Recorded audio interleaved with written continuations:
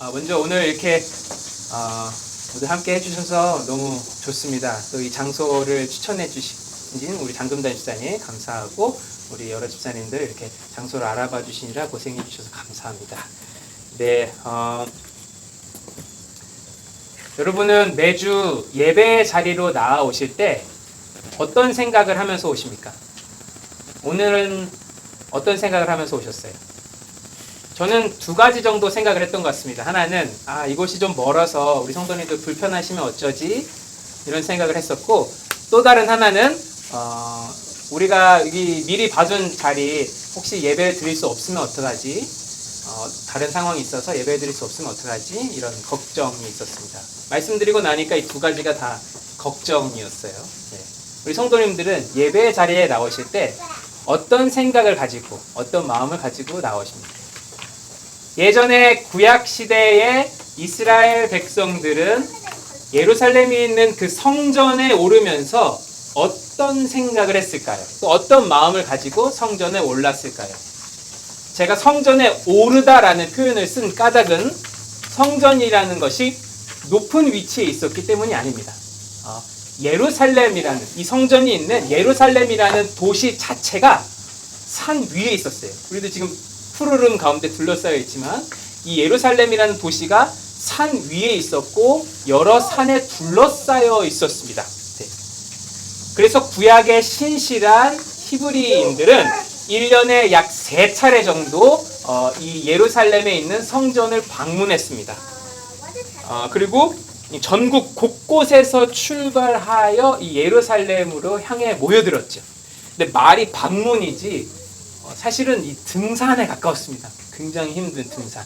왜냐하면 아까도 말씀드렸지만 이 예루살렘이라는 도시가 산 위에 있었고 아주 높은 산으로 둘러싸여 있었기 때문입니다.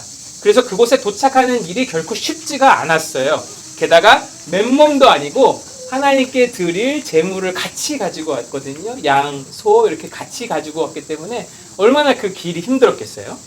그래서 이스라엘 사람들은 자신의 집을 출발해서 그 산을 넘고 산을 넘어 성전에 들어가기까지 그 길 위에서 어떤 노래를 불렀습니다.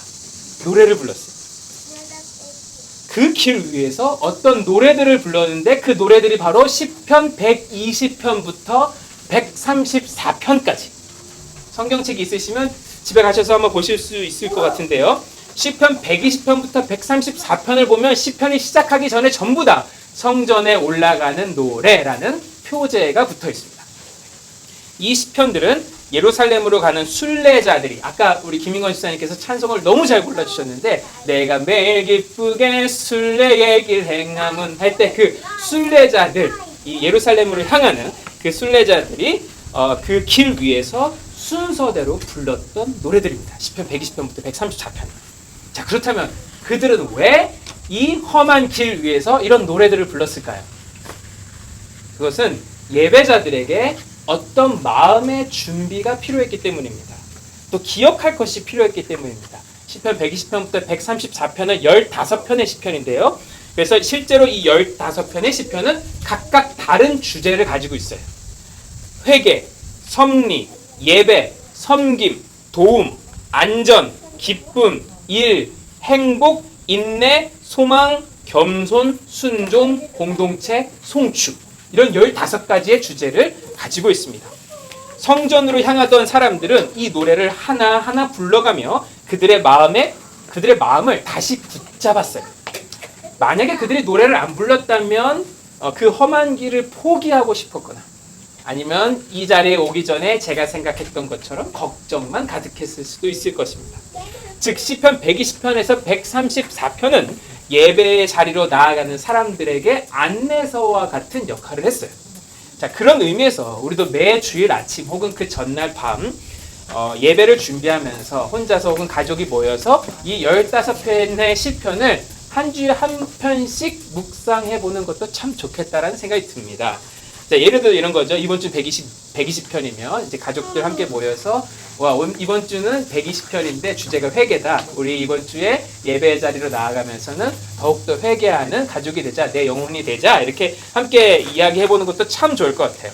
자, 그렇게 되면 이 15편의 시편을 1년에 한 3번, 4번은 반복해서 볼 수 있습니다. 네, 한 서클씩. 그래서 그걸 몇 년을 반복하면 예배자의 마음을 언젠가는 훈련할 수 있지 않을까 이런 생각이 듭니다. 저는 어떤 사람이 단번에 예배자의 마음을 다 가질 수 있다라고 생각하진 않아요. 너무 인스턴트 식품 같거든요. 네. 훈련은 신뢰처럼 오랜 시간이 필요한 일입니다. 네. 자, 오늘 본문 시편 133편. 오늘 본문 시편 133편도 사실 그런 성전에 올라가는 노래 중에 한 편입니다. 좋은 것은 이 시편은 무척 짧습니다. 네. 성전에 올라가는 노래들이 거의 다 짧아요. 132편을 제외하고는 거의 다 6절, 7절, 8절 이 정도까지밖에 없습니다. 그런데 이 시편을 성전에 올라가는 노래로 기억하시는 분들은 많지 않을 거예요. 왜냐하면 이 시편이 그냥 워낙 유명하기 때문에 그냥 이 시편 자체를 기억하는 경우가 많은데 이 시편도 성전에 올라가는 노래 중에 한 시편입니다. 자, 1절은 이렇게 시작합니다. 보라, 형제가 연합하여 동거함이 어찌 그리 선하고 아름다운고. 여기서 형제는 혈통적인 형제를 말한다기보다 이 함께 예배드리는 공동체를 말합니다. 이 시편의 문맥상 함께 예배드리는 공동체를 말해요.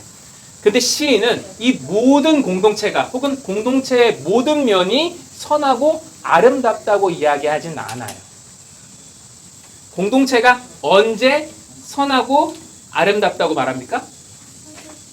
바로 연합하여 동거함, dwelling in unity가 그 안에 있을 때 선하고 아름답다고 말합니다. 자, 그렇다면 대체 연합하여 동거함이 무슨 뜻인가? 우리 궁금해지죠? 그 모습이 어떠하였기에 시인은 그 모습을 보면서 선하고 아름답다라고 얘기했을까요?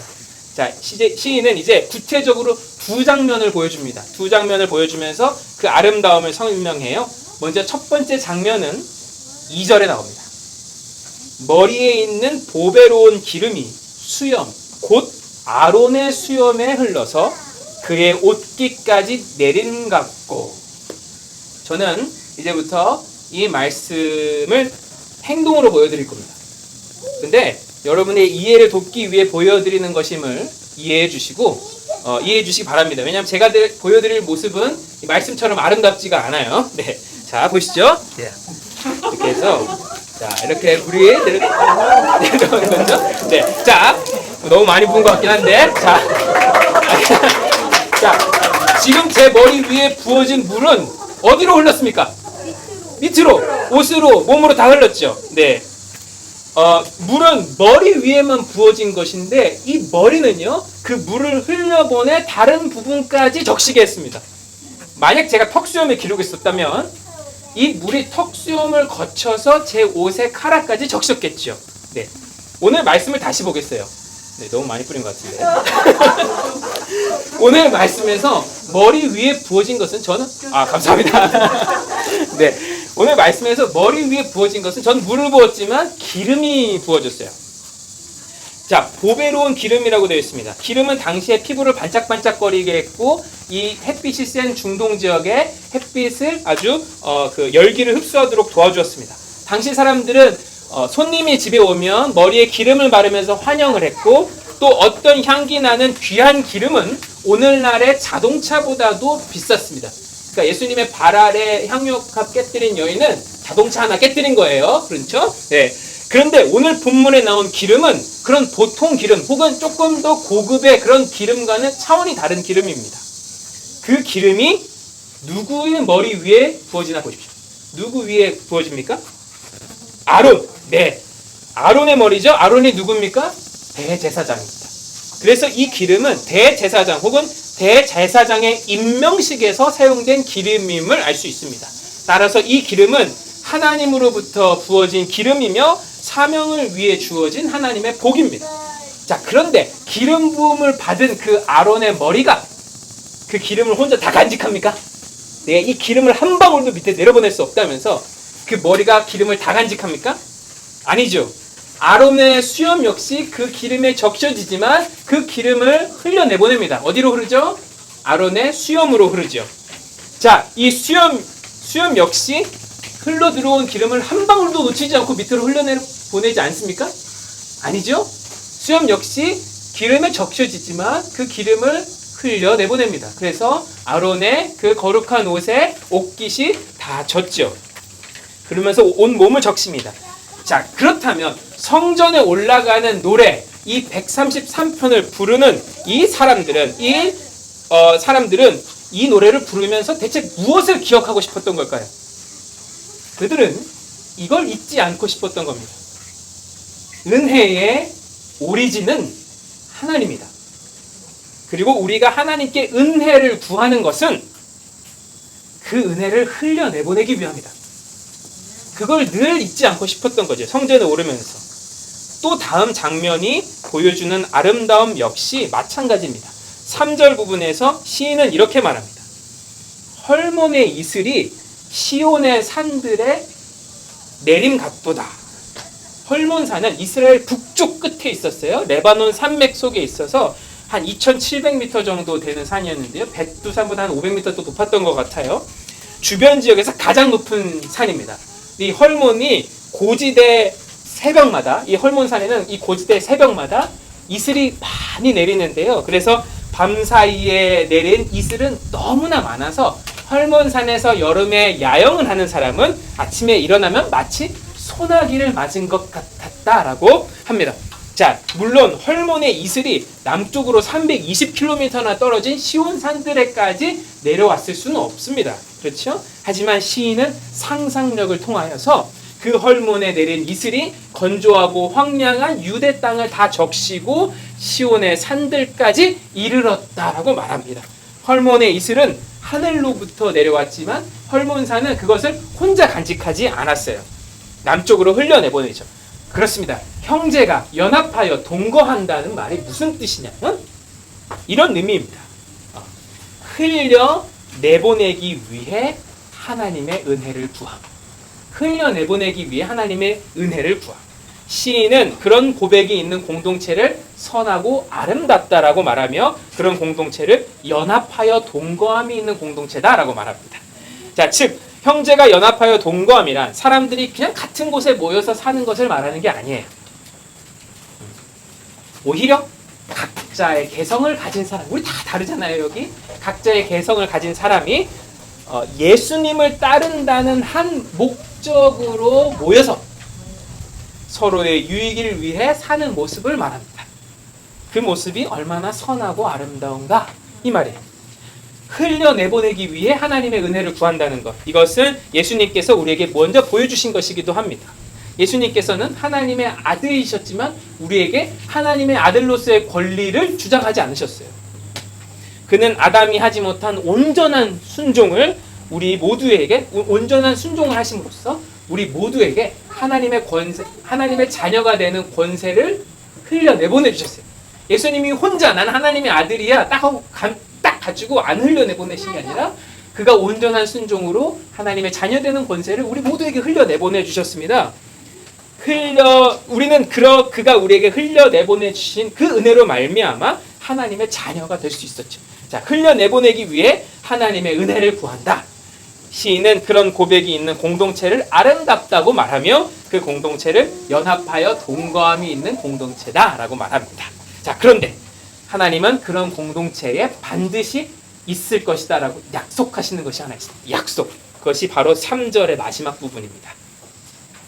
거기서 여호와께서 복을 명하셨나니 곧 영생이로다. 이 말씀은 이렇게도 읽을 수 있을 것 같아요. 여호와께서 거기에 그 공동체에 복을 명령하셨다. 생명아, 거기에 영원토록 있을지어다. 여기서 우리는 놀라운 약속을 받게 됩니다. 와, 우리 공동체가 연합하여 동거하면 우린 영원히 살 수 있겠구나. 그런 건가요? 아니죠. 네, 이 영원한 생명을 우리 구주 예수 그리스도로 볼 수 있을 것 같습니다. 네. 우리 구주 예수 그리스도로 볼 수 있을 것 같아요. 하나님은 서로에게 흘려내보내기 위하여 은혜를 구하는 공동체마다 예수 그리스도를 허락하실 것이다 약속하신 것이죠. 자, 우리는 그리스도 안에서 한 가족입니다. 우리는 그리스도인이 된 순간부터 믿음 안에서 형제, 자매들과 함께합니다. 유진 피터슨이라는 사람의 말처럼 우리 그리스도인들은 외동아들이나 외동딸이 아니에요. 하지만 우리가 예수 가족이 되면서 만나는 믿음의 형제, 자매들은 언제나 훌륭한 사람들은 아닙니다. 어떤 사람들은 타인의 사랑을 이용하기도 하고 어떤 사람들은 공동체로부터 도망쳐 나와 가족이란 필요 없는 것처럼 말하기도 하고 자기를 무시한다고 불만을 표현하기도 하고 불평하고 꼬투리를 잡기도 합니다. 자꾸 상처를 줘서 누군가를 떠나보내기도 하죠. 그게 바로 현실 공동체입니다. 오늘 말씀이 말하는 공동체도 그러한 현실 공동체였을 것입니다. 여러 모양의 사람들, 심지어 훌륭하지 않은 사람들이 다 섞여 있을 그런 공동체였죠. 하지만 오늘 말씀에 나온 공동체는 그럼에도 불구하고 예수 안에서 서로를 사랑하고 서로에게 은혜를 흘려내보내는 공동체를 말합니다. 거기 누가 섞여 있든 이 사람도 하나님이 부르셨다라고 믿고 믿는 공동체, 심지어 그 사람에게도 은혜를 흘려내보내기 위해 기도하고 돕는 공동체, 그런 공동체의 모습이 선하고 아름답다 말하는 것입니다. 예배자들은 함께 모이기 전에 이런 하나님의 마음을 늘 기억해야 할 것입니다. 자, 여러분, 이제 설교를 마무리할 건데요. 여러분, 우리 교회의 자랑은 무엇입니까? 저는 우리 교회의 자랑을 이야기할 때마다 함께 신앙생활을 하는 분들이 얼마나 좋은 분들인가를 꼭 이야기합니다. 여러분도 그러시죠? 네. 대답이 없으세요? 자, 그런데 오늘 말씀은 이런 우리에게 이런 도전을 해요. 진짜 좋은 공동체는 좋은 사람들이 모인 공동체가 아니라 누가 오더라도 좋은 사람으로 받아들이는 공동체다. 훌륭하지 않은 어떤 사람이 함께 할지라도 그 사람에게도 은혜를 흘려내보내는 공동체, 그 사람에게 은혜를 흘려내보내기 위해 기도하는 공동체, 그리고 그 사람이 예수 그리스도를 사랑할 때까지 기다리고 또 기다리는 공동체, 사랑할 때까지 도우는 그런 공동체이다. 오늘 말씀을 통해서 우리가 알 수 있었어요. 오늘 우리가 아주 아쉬운 소식을 하나 전해드리면, 우리 승찬 라미 부부가 오늘을 마지막으로 이제 버지니아로 이사를 가게 되었습니다. 저는 주로 누군가를 떠나보내게 되면 파송할 때마다 그들이 새로운 곳에서 좋은 신앙 공동체를 만나게 해달라고 기도를 많이 했었습니다. 그동안. 그런데 오늘 말씀은 저의 기도를 조금 바꿔놨어요. 하나님, 이들이 새로운 곳에서 어느 공동체를 만나든 그 공동체가 이들로 인해 더 좋은 공동체가 되게 해주십시오.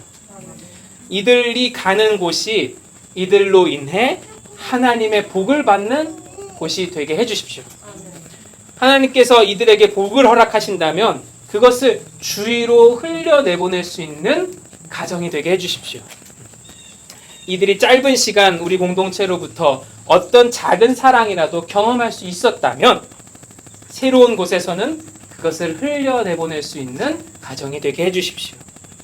무엇보다 이들이 상처받은 가정을 돕고 그들을 돌보게 하시고 또 그들의 아픔을 꿰매며 예수 그리스도께 인도하는 가정이 되게 해주십시오.